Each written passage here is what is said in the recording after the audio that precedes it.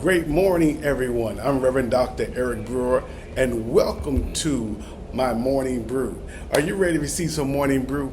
Well, I'm here on the French Riviera, and this morning, as I stood overlooking the Mediterranean Sea here in the south of France, as I see the waves that have crashed against the shoreline, I see the luxury yachts floating peacefully in the harbor, and I see tourists of every language laughing.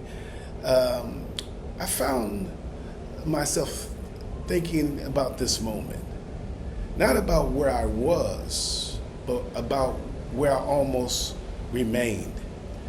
6 years ago, I lost my late wife, and I wasn't planning international trips, and I wasn't dreaming about Europe.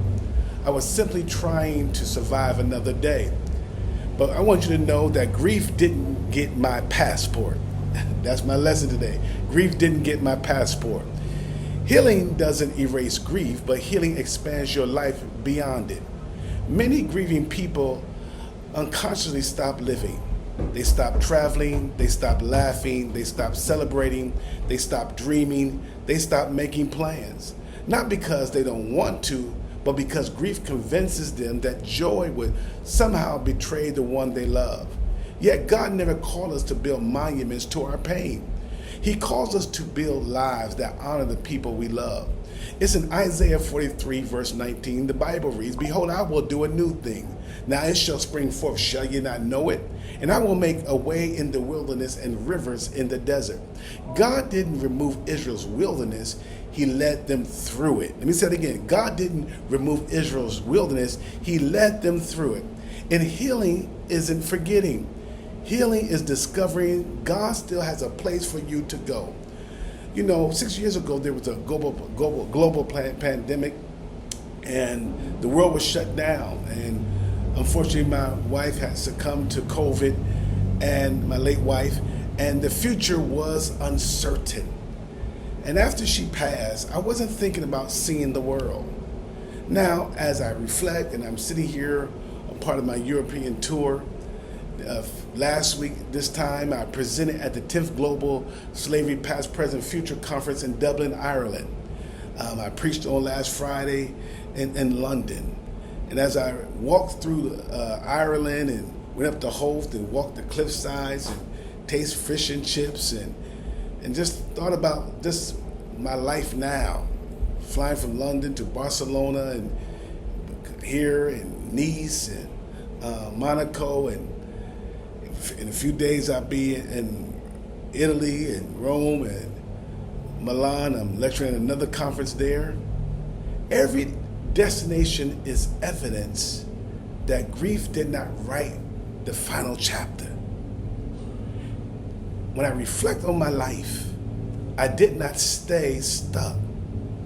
Every passport stamp reminds me that God is still writing my story. And so as I had visited Monaco today, Monaco is known for extraordinary wealth. Yet standing there reminded me of something. Monaco is filled with people pursuing wealth and beauty and luxury and status. Yet the greatest riches I've discovered weren't in the harbor. They were in the healing God has given me. Grief taught me that peace is worth more than possessions, and joy is worth more than jewels. Hope is worth more than yachts. And so I'd like to give you 3 lessons during this morning brew. Number 1, you have to give yourself permission to live again. Many grieving people wait for permission to smile. God already gave it in Ecclesiastes 3:4. He reminds us there's a time to weep and a time to laugh, and both are holy. The second lesson I want to give you today is pursue new places. Healing often happens when we leave familiar environments. We're not running away from our pain, but it's time for you to start and do something new.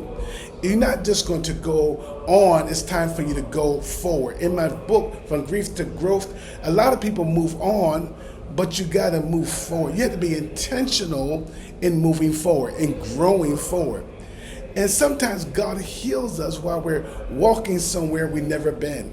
And that's what I appreciate about God, that God told Abraham, I'm going to take you to a place you've never been before. And finally, you got to protect your perspective. Don't compare your chapter 1 to someone else's chapter 20. Travel doesn't heal grief. Let me say it again. Travel doesn't heal grief. There's a falsehood out there that time heals all wounds. Time does not heal all wounds. If that was the case, everyone would be better over time.